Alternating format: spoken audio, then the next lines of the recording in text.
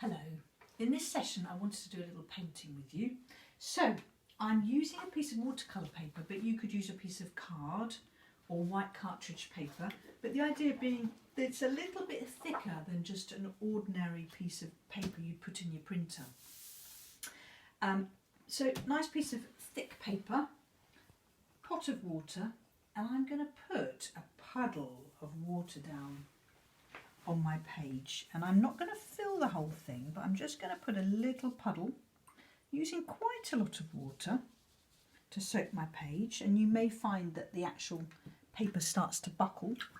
That's fine. And then I'm going to use my inks. You can use any paint, but make sure it's fairly diluted. So I'm going to just drop some colour in to my page and actually just have fun randomly placing some colour, and it doesn't matter where it goes. Choosing another colour maybe. It doesn't matter what happens because anything is fine. Just a little bit more colour in here.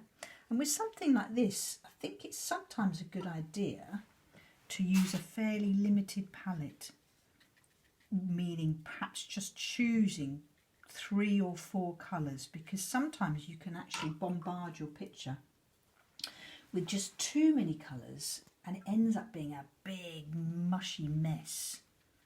So using maybe just 3 or 4, and if you have them very diluted with lots of water, they're going to flow more easily. And I can turn it round slightly and enjoy watching what's happening. Watching all those gorgeous colours just melding together. A little bit more water if I want some. The more water you have, the more movement you're going to get. And so if you find your picture isn't moving, just plop a little bit more water in there. Now that's quite good, that's quite enough. And I think with this little clean brush now, I'm just going to sort of pull the sides out slightly just to allow my picture to expand a little bit. Just expanding just a little bit, and I'm not bringing it right to the edges because I'm just going to make a big mess if I do that, but I want this lovely picture just to open up and just sort of almost start to breathe onto the page.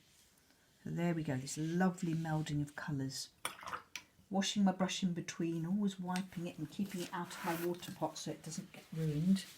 And using a little bit of kitchen roll, maybe just to lift up if you want, unless you just want to watch the actual colours doing their magical thing.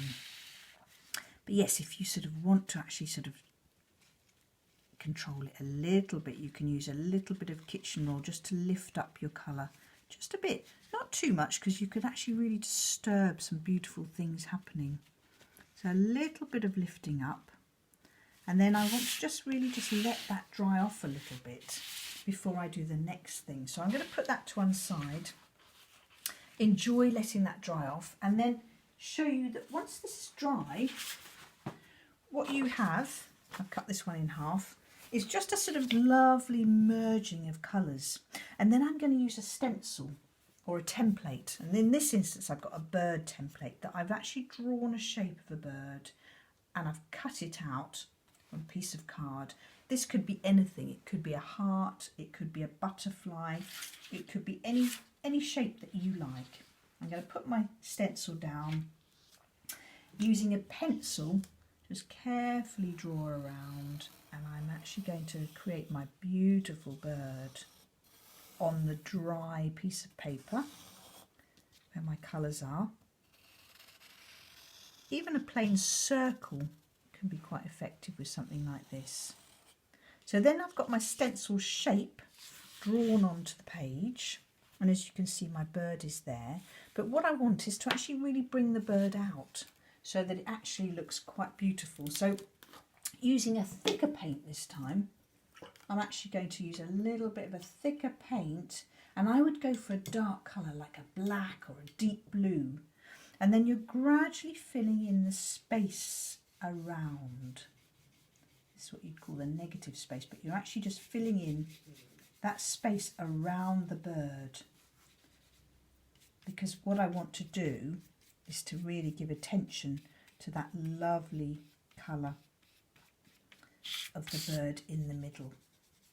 And in your time, you can actually spend time doing this very slowly, very carefully, really take time to make it beautiful and carry on doing that. But the idea then is to show you this one.